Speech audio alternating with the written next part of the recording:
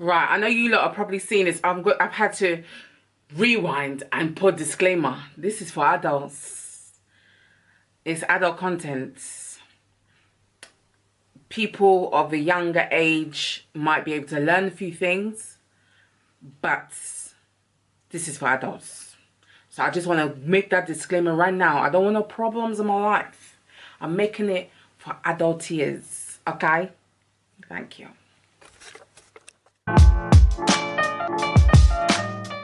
Hi guys, and welcome back to my channel. This is Sylvie, Sylvia, Sylvie Sylvs, however you want to call me. This is me, okay? How are you guys doing? I hope everyone's doing well. Welcome to my very first episode, episode of Sex and Slay with AsAmIMUA. You know what I mean? Where I will be doing my makeup while I'll be talking about everything intimate to do with humans as sexual beings. Okay, I am studying to be a clinical sexologist, which basically means I'm training to be a sex and relationships therapist. And the reason why I wanted to go into this kind of industry or this field is because I really wanted to help people from my cultural background to actually be able to talk more about sex and get the best out of sex within a loving relationship or relationships, or however you want to do your relationships. You know what I'm saying? And guys, you know, if you're from any type of Afro-Caribbean background, sometimes it's a little bit taboo to talk about sex. So I just feel it's about time that these type of taboos need to kind of be like erased, because I'm not being funny. The only reason why I'm sitting in this chair looking in this camera talking to you today is because 40 years ago there was two human beings that God had blessed to come together and create moi. You know what I'm saying? But we can't talk about it. We can't talk about the actions that they took. Why? Why? It shouldn't be like that. There shouldn't be so much, I don't know, taboo. I don't know, taboo around talking about, you know, sexual issues, sexual subjects. There shouldn't be, and there is. And because of that, there's so many things that are being swept under the carpet. Like I keep on saying to people, like, it's like people, they suffer in silence, and it really shouldn't be like that. There's so many things, there's so many problems people could be having. They could be having anxiety performance issues. They can be having issues even enjoying sex. They could have issues that they feel that are actually causing problems in their relationship, and they're unable to speak to their partner or unable to speak to somebody about it because they don't feel that they're actually fitting into what society claims should be a healthy relationship or a healthy sex life and things of that nature. We have grown up to, you know, believe all these different societal messages, which are literally all make-believe. You know, like, you know, a man should be able to do this, or a man should be able to do that, or a woman should be able to do this, a woman shouldn't like sex, and all of them things there. All of that is just things that we have grown up with, and not necessarily saying they're right or wrong, but they're things that do affect a relationship. They do affect people's sex lives, and they do affect the way people feel about themselves pertaining to sex as well. So, and that's the main reasons why I've wanted to be a sex therapist for such a long time. And let me not lie to you guys, I just want to hurry up and qualify. I just want to hurry up and qualify and start to help my peoples. And obviously I am a qualified makeup artist. I've been doing it for over 5-6 years now, but that was never what it's never been my ultimate passion. Like, I've wanted to be a sex therapist for over 10 years, 15 years, I'm not gonna lie, and a lot of things kind of stopped me from doing it. And I thought, through this pandemic, I thought, you know what, Charlie, I gotta do what I want to do, because life is short. And so obviously I looked into it and I found a course, and I'm doing it, and I love the course. And so I thought, you know what, let me just merge the two things together, makeups and sex, and let me just let it merge like this. Let me start talking about it properly, you know what I'm saying? Anyone who's not interested in seeing me decorate my face while I talk about it, go over to my YouTube channel. This is my YouTube channel. But my other YouTube channel, Sex and Sylvs, Sex Talk with Sylvs. How could I forget? But you can go over there and you can watch me just talking about it, eyeball to eyeball. You know what I mean? So a few disclaimers. Firstly, I am a trainee sex and relationship therapist. I haven't qualified, so everything I tell you right now is for your entertainment pleasure only, okay? I'm not telling you to go and do what I tell you to do. I'm not telling you the things I'm saying is correct or not correct. Is what I learn, okay? And I'm just thinking, let me just pass it on to you guys, because one thing I do know, and from the little bit of research that I have done in the past, a lot of us were not really taught sex education accurately. If we don't remember it, it wasn't, you know, there wasn't like pointers that we could actually use as we became, you know, consenting adults to having sex and stuff like that. So it was good for me to actually revisit what I had learnt when I was like 10 or 11. I was put into some assembly room with a whole load of other little 11-year-olds. Listen, guys, you know, when they roll out that TV, that heavy block TV, you know, yeah, it's your free time. You can chillax. And so that's what they done. Put the video in. All I remember to this day is a woman giving birth. That's all I remember. I remember that I think they talked about periods. I can't remember anything else. I can't remember the quote-unquote juicy bits. I did do a little survey on Facebook about what people would like to learn as adults in regards to sex, and I got a whole load of different answers, and I will be going through them step by step in videos to come. Today I thought, let me just wind it back, rewind to when we were in primary school, and we were taught about the birds and the bees and what it all entails. And I can't remember if we were told about our body parts. But if not, that's what I'm going to start with today, guys. This is a series, okay? Sex and Slay with AsAmIMUA is here to stay, you know what I'm saying? Another reason why I thought, you know what, let me start off with anatomy and them things there, is because a lot of people don't really know what is going on down below. Male and female, they don't know the functions of the certain parts of their body. They've never explored down below. That could be due to, you know, or cultural reasons, personal reasons. But you know your elbow, you know your ankle, not your ankle, this is your wrist.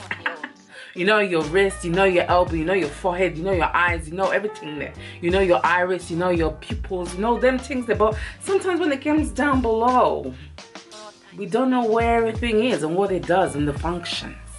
So I thought, you know what, let me start there and then we'll take it from there. Okay, so that's what I do. So I will have diagrams and stuff like that here, hopefully.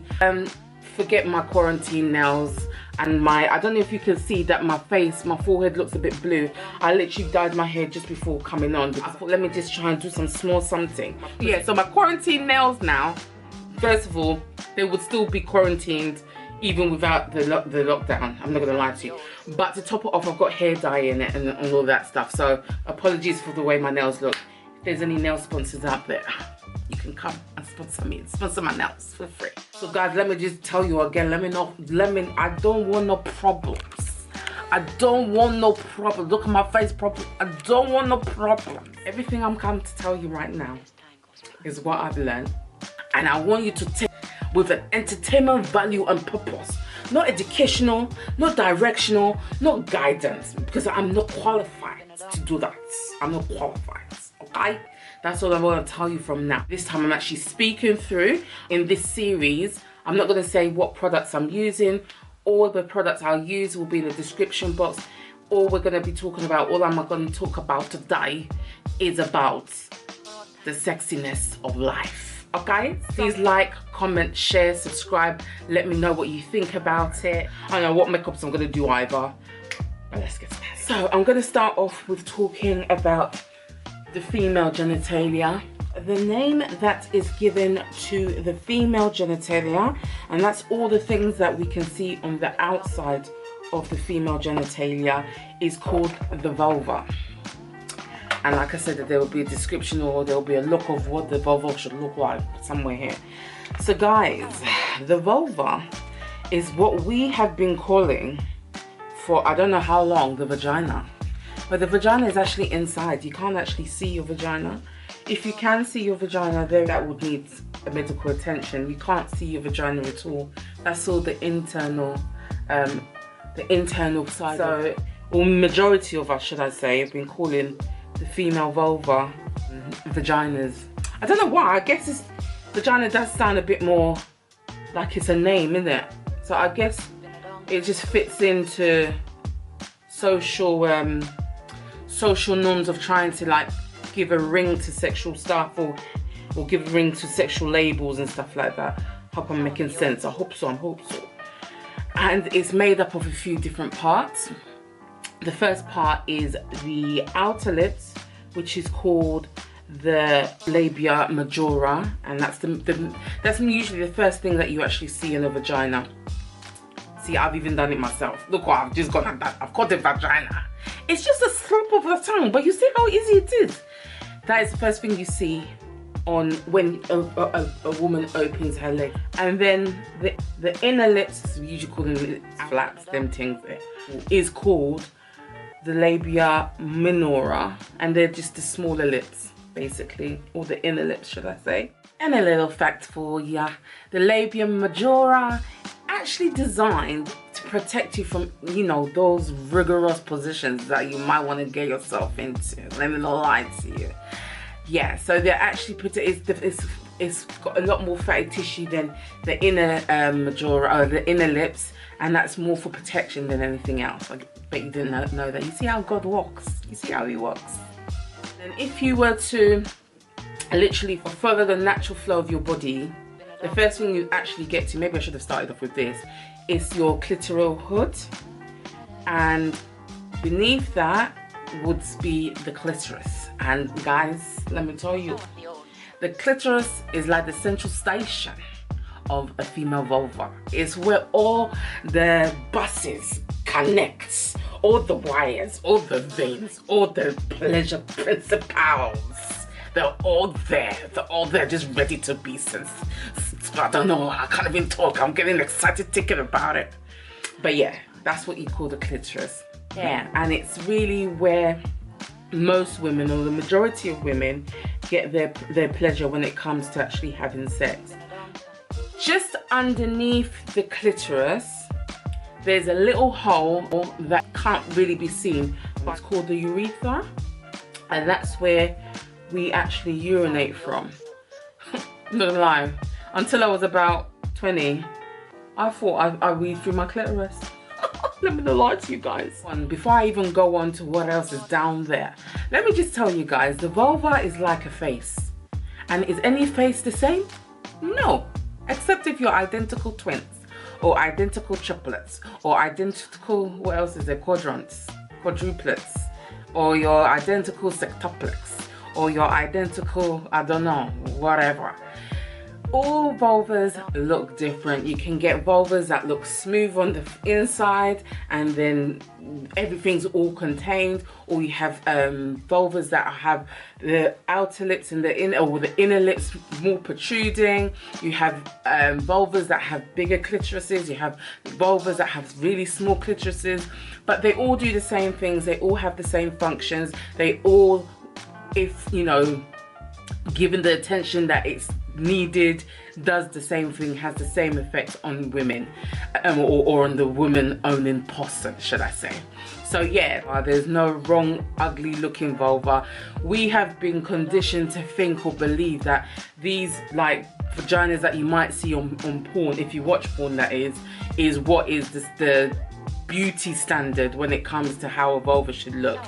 Let me tell you, my sister, you don't gotta worry about that. There's no man that you're gonna meet and he's gonna go down there and he's gonna say, you know what, your vulva's not that, it don't look that sweet to me, so let's call it a day. There's no man. If there's a man like that, just know you're better off without him. But I can guarantee you, there is no man who will do that. There's no man, unless he's hiding another secret. There's no man that will do that. So yeah, guys, just I'm being silly, but honestly, all vulvas are beautiful. I don't know if you guys watch like Naked Attraction, that will show you the different arrays of vulvas there are. Or if you look online, there is a museum that has different vulvas, and I've seen a whole load of pictures. I think it's called the Great Wall of Vulvas or something like that. Unfortunately, like I said, society and the porn industry has made a lot of people feel a little bit inadequate when it comes to the look of their vulva, and that's why you have a whole load of people wanting to go and get their vaginas sewn up in them things there. I mean, it's each to their own, whatever you choose to do, but like I said, there is really nothing wrong with the look of a vagina as long as it does all the right things, as long as there's no pain involved, as long as there's no, I mean, you can have pain when you have sex, and I will definitely be talking about that in another video, but that's got nothing to do with the look of your vagina or anything like that. So you're good to go, ladies. So the labia majora, oh sugar, look what's happened. The white is mixing. I forgot to bloody do my contour before my highlight. But anywho, the labia majora has the same type of skin texture as your arms or legs, and that's where you usually get hair as well. Whereas the labia minora, it might be a little bit darker sometimes. That's only because the blood vessels are closer to the surface. The tissues on your inner lips are definitely a lot more not fleshier, it's just a bit more softer. It's like you're getting into the insides of you, you know what I'm saying? So it's a lot more delicate, basically. So yeah, I don't think we know how big the clitoris is.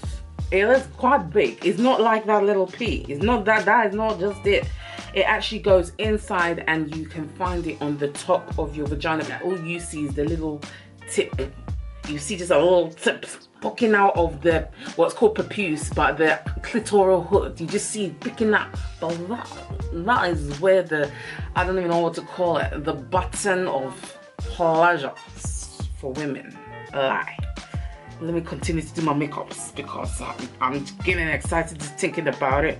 Meanwhile, I don't know how. Anyway, let me not talk about my love life, because there is no love life to talk about right now. But I receive right now. So that everything I'm talking about here, I hope you're there listening and studying and taking notes, so that when we meet each other, oh yeah, they're there. You know the song. I can't be silly. So yeah, anywho, with the clitoris being much bigger than we see it to be, is some of the reasons why a woman, or some women, might be able to climax through penile penetration, or penetration should I say, with anything. It could be with fingers, it could be a toy, however you choose to, you know, whatever floats your boat, you know. So with the clitoris, it is hidden. It's hidden under, like I said, it's hidden under a little hood, the clitoral hood. And once it's aroused, that hood kind of like unleashes the clitoris even more and exposes it a bit more, so that whatever enjoyment the clitoris is having, that hood says, you know what, let me move out the way so you can give it some more. And the reason for that hood is protecting the sensations that clitoris has, because the clitoris has over 6,000 nerve engines, you know, nerve endings, but they're all engines. When they rev up, hey, it's serious, it's serious. So yeah, they are, the clitoris is super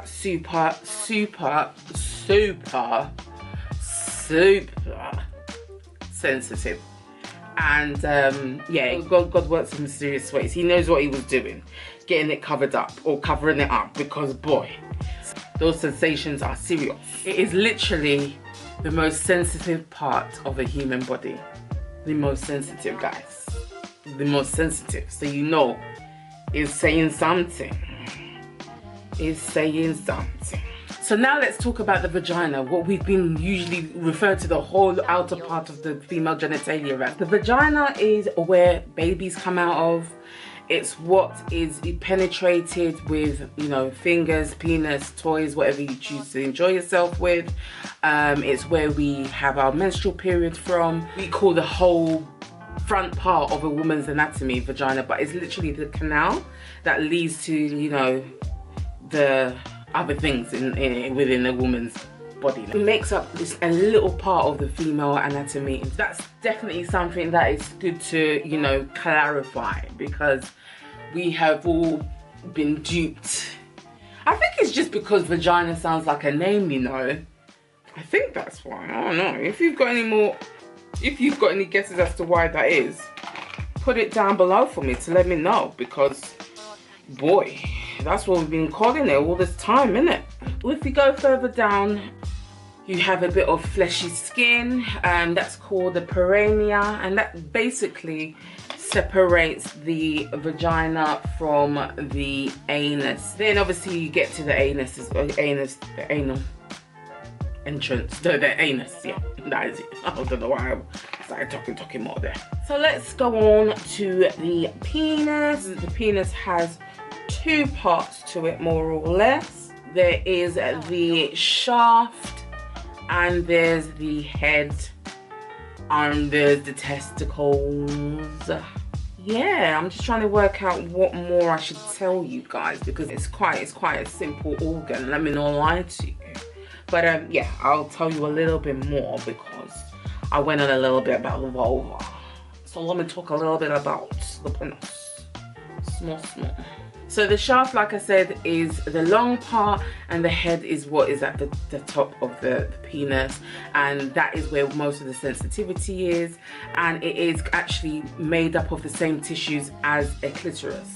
So, because look at me, I'm supposed to be doing my makeups and talking, and I'm just looking in the sky and thinking instead of doing and talking. So if you guys didn't know, like, we are all the same up until I can't remember the weeks within our mother's bellies, that we then separate off to being, you know, male or female, or even intersex. And the same with the clitoris. The penis actually comes with its own protective hood as well, but depending on the culture you're from, or depending from where you're from, or if you had, you know, depending on the type of culture you come from, you usually get a circumcision. And another fact, people who have had their penis circumcised have a little less nerve sensations or feelings. I don't know that, but yeah, apparently that's the case. So at the head of the penis you have the urethra. The urethra has two functions. The first function is to be able to urinate, and the second is where semen will come out from when they ejaculate, or when they, what did I say? Did I say the same thing twice? A little bit about how a penis owning person actually gets an erection. Basically, it's quite a complex system that has to happen. It's your brain that tells your penis that it needs something down there. It needs some blood, because man's horny, you know what I'm saying? Man's horny, man wants to go to work. The man has to be aroused in order enough for the brain to tell the penis that, yo, you want some blood? You need some blood down here? You need some blood? Should I get the system, should I get the boys them together to collect some blood and bring it down there for you? Shall I do that for you?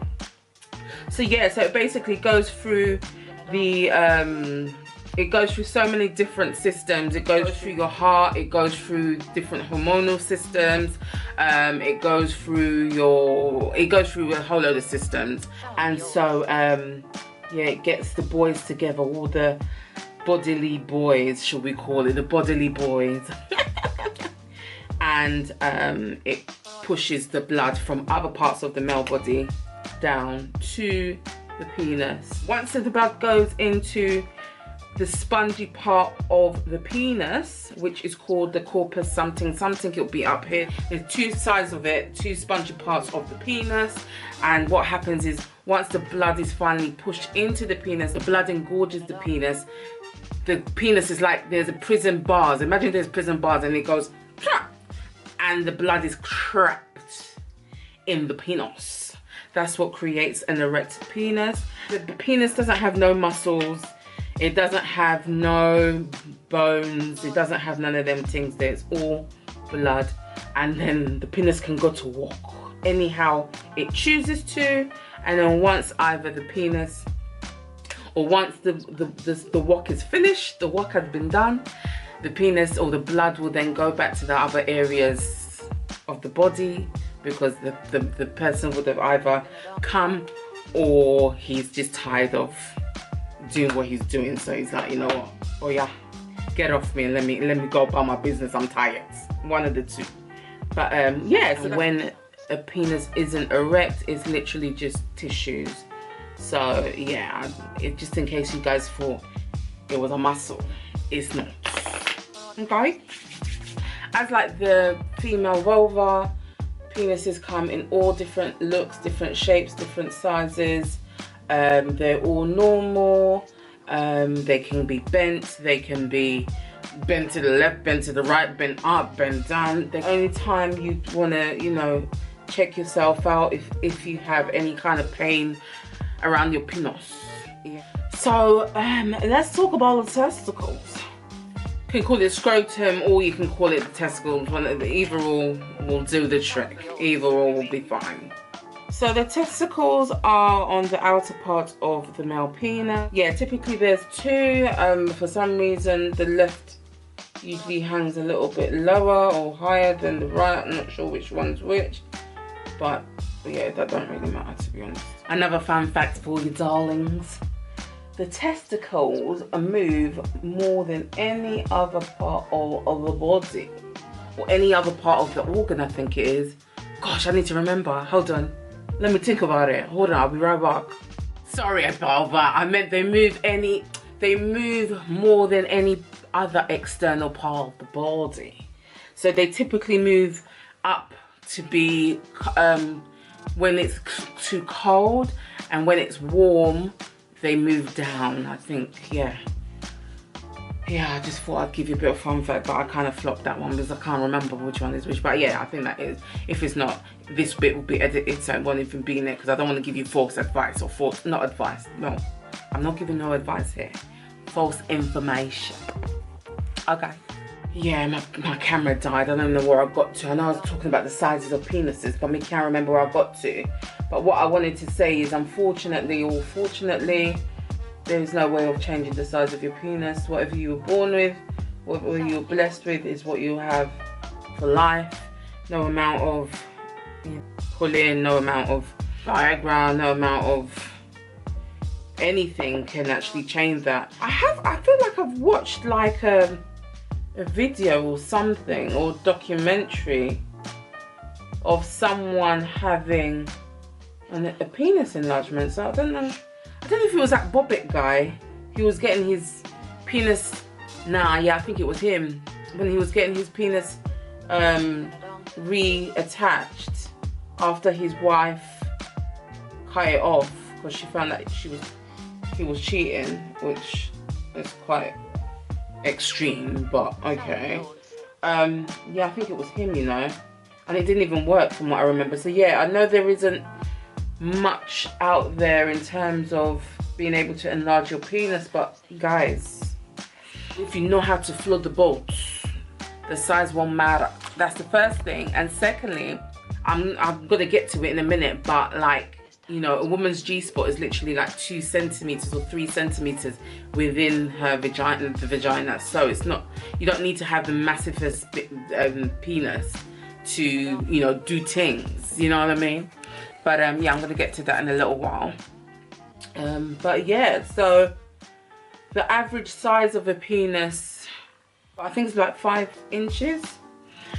But obviously with like porn and stuff like that, that's another reason why men would feel a bit insecure, possibly, about their size, is because you see, like, well, depending if you watch porn or not, people with like really big like penises, which is actually not that normal, to be fair. So 5 inches to, I think, 5 to 7 inches is average size. And even if it's less, you can still do some things, you know what I mean? I'm not feeling my eyebrows, but I don't know what to do. Should I just continue, or should I try and walk them? You know what, Charlie, let me just continue. So like I touched on real quickly, We are all the same when we are in the belly to about 8 weeks, and then we can separate off, and that's when it's decided whether we are going to be what we typically have called, you know, male or female. Yeah, but to be honest with you, from what I've learnt, there are a lot more different genders that are actually created in the womb. So you do have like intersex people who have both, you know, both genitalias from male and female. It can either be on the outside, or one can be in, the other out, and stuff like that. So there are definitely different bodied people. Yeah, it's all things that I am having to learn and understand as well. So it's, yeah, the human body is an amazing thing. It really is. It really is. I'm going to move on to a few different like sexual activities that people do. Gosh, I might have to put my head up for this bit. I can see already some fallouts.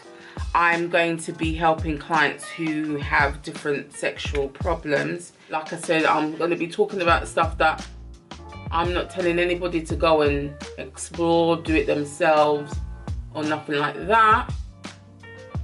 But knowledge is power, as they say. So do with the knowledge as you will, okay? So the first sexual activity I'm going to talk about is masturbation. In my culture, how we have been taught, or what I understand to have been taught, should I say, was or is a taboo. But what I say is, if you don't know your parts, how do you expect someone else to know your parts for you? And like I said, I'm not encouraging anybody to do this or not do it. I'm just telling you the different ways and the different things I know that I'm going to have to, the different clients I'm going to be having, and what they might be bringing to me. And I'm just as uncomfortable talking about it as I could be, because like I said, I'm an African. UK born by African bred, you know what I'm saying? It's not something that I was told about or talked about. Well, really didn't talk about sex in my household anyway, so you know what I mean. But like I said, I'm not advising anybody to go do anything with themselves, but with the caveat, like, how can you expect to know yourself, or expect someone to know you if you don't know yourself? That's all I'm saying. But so basically, masturbation is self-pleasuring of the genitalia. I don't know how else to put it, really. It's actually the second safest form of sex aside celibacy, and it is done by numerous people to get their rocks off. That's the only way I can put it. I don't know how else to put it. I don't know how else to put it, guys. I don't know. I even feel funny talking about it. Like I said, these are all things that I wasn't taught about, and is seen as a taboo if you come from certain religious backgrounds and them things there. You know what I mean? But I've got to talk about what I'm going to be talking about to my clients. There's no way around it. I mean, one of the benefits, you know, knowing your body would be, you know what you like, that you can communicate to your partner or your husband or your wife, isn't it? The next form of sex there is basically, I'd say, partnered masturbation, basically, where you're taking turns in pleasing each other orally. If you're giving a woman oral sex, which means you're using your tongue to please her, it's called cunnilingus. And if you're using your mouth to please a man, it's called fellatio. Usually you just call it head. People just say, give me some head, basically. The partnered and the self masturbation can be either with your fingers or with your hands. Or with toys if you choose to use toys. That could be another way that people show themselves pleasure and show others pleasure, and also it is one of the psychotherapeutic ways that can actually help a couple that might be having all types of sexual problems, can introduce sex toys as a form of a remedy to that, to be honest. I mean, there is so many benefits. The next one I'm going to talk about is, well, I guess it's just penetration after that, isn't it? So that's basically when the penis is inserted into the vagina. I'm going to put a picture of how it looks from the inside of a, well, from a side view. But what I want to kind of highlight to you guys is where the G-spot is. And the G-spot is a soft tissue that is on the top side of the vagina, which holds a lot of nerve endings that gives a lot of pleasure once touched to a woman. It's called the the Grafenberg spot. Yeah, because he's apparently the first person who found it. But it's very difficult for, not difficult, but not a lot of women can come through penetrative sex. They tend to come a lot more through clitoral stimulation or through G-spot stimulation, and that's usually with your fingers. And that's what I was saying before. If you have the shorter your penis is, the more likely you are actually to touch or be able to touch the G-spot. So like I said, it's not the size of the bolt that counts, it's the float in the bolt, you know what I mean? So that's basically it. Like there is a G-spot, and a lot of women haven't experienced it before because yeah, maybe they just haven't had time. Well, some people just don't take the time to like realize how pleasurable their body can be. Gosh, I feel like I'm waffling, but you guys get the gist. You get the gist of what I tried to say, you know what I mean? So yeah, so there's vaginal sex, and then there's anal sex, which these days is become a lot more common, and that's obviously penetrative sex through the anus, basically. Depending on your preferences, both men and women can obviously take part if that's what you choose to do. If you guys didn't know, the prostate is one of the most sensitive parts of the body for a man. Some men enjoy having their prostate massaged because it gives them the same sexual sensations, and I think it's even stronger than the tip of or more sensitive than the tip of the penis. So yeah, there's anal sex as well, guys. But one thing I will say in regards to like lubrication and stuff like that, like the vagina self-lubricates. Everybody's lubrication levels differ, so if you still need to use additional lubrication, don't feel no shame in doing that. That doesn't mean you're less of a woman, or a man shouldn't feel like he's less of a man for not making the partner as wet as they think they should be. That's all societal messages that we've been given, that, you know, we should be naturally lubricated to the nines, like gushes of water when we're turned on. No, it don't work like that. It don't work like that for a lot of people, and it's absolutely normal. So if you do need to use additional lubrication, feel free to do so. Obviously your mouth lubricates when you're giving oral.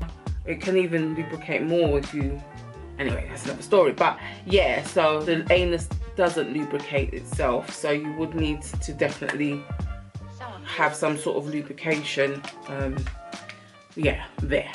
Okay, but yeah, just another thing that maybe I need to mention here when it comes to, you know, all the different types of sexual activities, the level of safety goes up or goes down depending on what you're doing. So obviously if you're masturbating, that's the safest type of sex, but even if you're masturbating or even masturbating someone else, you need to make sure your hands are clean, because you can still pass on different germs and things of that nature. With vaginal sex, or well, vaginal sex particularly, you know, there is also the additional issue of getting pregnant, basically. And so if you don't want to do that, there, the ways in which you can, protect yourself and them things there.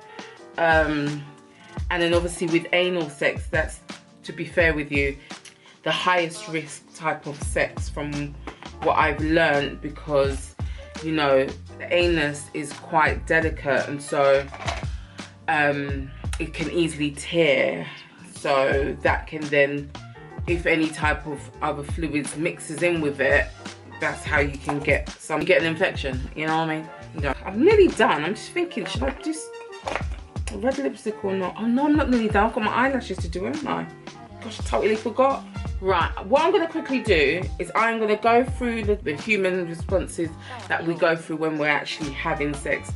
And yeah, I'm going to call it a day, and then I'm going to go on to the next things next time. What do you think about that? Well, you're going to choose. That's what I'm doing. But I'm doing my eyeliner at the moment, so I'm scared that I might not be able to. So let me just try my best to do it. So you go through the 3 different stages when you're like horny. But the initial stage is excitement, and that excitement can come by being aroused by someone's lips, mouth, talking, watching porn, perfume, just seeing somebody and thinking, wow, this one is making my juices flow. It could come through any type of way, basically. So you're in the excitement stage, and then when you actually engage in sexual activity, which could either be, foreplay, oral sex, masturbation, or, partner sex, or however you have sex, that's when you're all excited. When you're excited, I'll put a model here, it's the Masters and Johnson's model, but yeah, you're excited, all your body's juices are flowing, your vagina is getting wetter and wetter if you're a woman, your penis is nice and hard and engorged if you're a man, your heartbeats are racing, you're sweating, you're just feeling good about what you're doing. You know what I mean? And then you have the orgasm stage, and obviously that is where you will reach climax. And when you reach your climax for a man, well, for both men and women, you go to a resolution stage, or we'll call it the refractory stage, where your body has to kind of reset and start again. But the thing is, and don't blame me as the messenger, I'm not God, I didn't do this. For men, the refractory period is a lot longer, so that's why when a man ejaculates or comes, he needs between half an hour to even a day to actually recuperate so that he's able to come again. But like I said, this is why I said don't blame the messenger. I didn't do our bodies like this. For women, they can actually come again in that same sexual experience. So you can come and within 5-10 minutes you're ready to go again. You don't need to rest. But for men, it's natural and it's totally normal that they do have to rest for at least half an hour. I mean, there's some men, well, not many, but there's a few men that might be able to go quicker. But naturally, the way a man's body is set up, that's basically how it works for them. My liner is horrendous today, but gosh, I'm making it worse. Oh, look what I've done. It's just gonna have to do. I'm gonna have to make this side thicker, and I like this side as well, man. So yeah, that's basically it. Let me talk a little bit more about an orgasm and women, because I feel like I've sold them a little bit. I've sold my sisters a little bit short. I'm sorry about my sisters. But generally speaking, or typically speaking, a woman or female-bodied person won't have necessarily come within their first few experiences as a woman. I don't know what that's down to, societal messages that you shouldn't really enjoy sex, or, you know, a woman shouldn't really, you know, be sexual and all them things. There could be so many different things. I think that's only, that can also be to do with not actually knowing their body. If they've not explored their body as a, you know, a young person or person before actually having sex per se with somebody else, it could be that could be the reason, to be fair. But it's kind of made up for with the fact that you can come more than once in one sexual experience, and that's what you call multiple orgasm. Forgot to mention that as well. That's what you call a multiple orgasm, basically. So yeah, that's it. I'm gonna do my lashes offline, off camera, and come back and do my lipping, and I'll be done, guys. Okay, give me a sec. I'm back, guys, and I'm gonna talk quickly about orgasms, actually, and then yeah, I'm gonna call it a day. I'm gonna call it a day, I think. So 2 things happen when you experience an orgasm, basically. One is a bodily reaction. You just feel great all over, let me not lie to you. And the other bit is like in your brain, like you discover, like you just have like just, I don't know how to explain it, like a whole flow of different intergalactic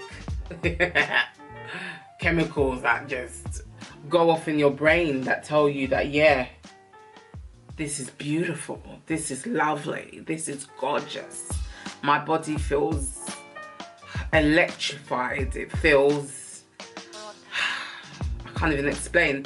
It's quite inexplicable, to be honest. When you come, like there's different types of like chemicals that are involved, and they all come to say, hi babes, had a good time, did you? Having a good time, are ya? And they're all chemicals that bring joy, they bring happiness, they bring fulfillment, they bring so many things with them, and you feel real good. That's the only way I can put it. And one thing I will say, I might go into it in another video, people have different levels and intensities when it comes to orgasms. Some people have really intense orgasms, some people have milder ones. Some people don't feel like their orgasms are as strong as they used to be, and these are all things that I can obviously help clients to maybe build up to a you know, stronger, more intense orgasm if they feel like they've lost it. So in terms of ejaculation,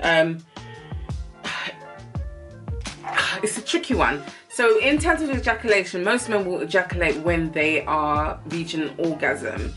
With women, it's not always the case, but if they do come, you might call it squirting and them things there. But even with squirting now, like there hasn't been that much research in regards to what the different juices, for want of a better word, actually are when a woman actually squirts. So yeah, that is still quite a bit of a mystery, to be honest. Apparently, I've never heard this before, but I was taught it. You can ejaculate without orgasming, and you can actually have an orgasm without ejaculating as a man, or as a penis holding person, should I say. But yeah, I'm just lining my lip. Oh no, why am I telling you what I'm doing? It's not about that today. I'm here to tell you about sex, that's it. The sperm will come out of the testes or the testicles or the scrotum, and they go through the prostate. So then what then happens is that the sperm picks up liquid that protects them, and that's basically what semen is. That protects the sperm. Yeah, and comes out. In regards to like female ejaculation, I don't know really where it comes from, if it's through the vaginal canal, or we just don't know. And what it's made up of, we just don't know them things there. Apparently, like, it tends to be when your G-spot is massaged, that you can, most women tend to ejaculate or squirt, however you want to put it. But yeah, that's it really. That's in regards to female ejaculating. or ejaculators. You know what I mean? So guys, that is it. I think that is it. I'm hoping I haven't left anything out. I really just wanted to cover today the male and female anatomy, and also different other sexes in between, or different genders in between. I didn't go into it too much. I just wanted to give you the basics, just the things that we should have been taught when we were kiddywinks, you know what I'm saying? And then I went on to talk about different sexual activities, and then I went on to talk about, what else did I talk about today? I went on to talk about how the different stages your body goes through when you're actually having sexual engagements. And then I spoke about orgasms, and I think I left it there for this one. And tell me what you lot want me to... Guys, this is an interaction. Tell me what else we should talk about in the next episode, the next series. I'm hoping to do one every week. Sex and Slaves with AsAmIMUA. I've done a quick smoky blue eye with a bit of a red glitter lip. Tell me what you think. Did I smash my look as well? You feeling the look, or you're not feeling the look? Tell me what you think about it. Yeah, I'm so happy I've done this. I hope you enjoyed it. I hope you learned something. Guys, subscribe, follow. Like I said, go over to my other page if you don't want to see me do my makeups, but you want to hear me talk about the same things. That's Sex Talk with Sylvs. Just add me on Facebook, add me on Instagram, add me on Twitter. Sex Talk with Sylvs on Instagram, but you can add me on gosh, we can't even talk. What's going on? Add me via my, listen, I'll put everything down below. I'll put all my links down below, guys. I think that's it. So, my first of many, God willing, Sex and Slaves with AsAmIMUA is done. Subscribe, follow, share, comment down below. Tell me what you think. Tell me what you want me to... I'm repeating myself. Guys, I'm going to go. Love you, leave you. Thank you. Take care. Bye. So guys, that's my first Sex and Slave with AsAmIMUA finished. I hope you enjoyed it. I hope you enjoyed the content, the information I gave. Please, can't even talk. Please feel free to comment down below what you'd like me to talk about next. I'm thinking of talking about different, intimate issues and things of that nature. But let me know, guys. Take care. Stay blessed. Bye.